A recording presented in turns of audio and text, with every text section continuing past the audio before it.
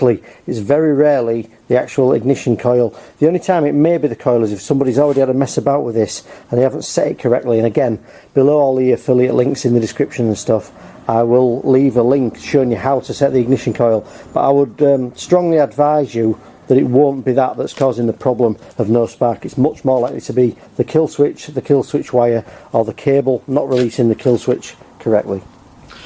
So I want to answer a question which in the early days of me repairing these lawnmowers for profit, I found quite tricky. One thing that a lot of people want to know is, how do I know if it's a carburetor issue? Spray it down the hole, down here like that.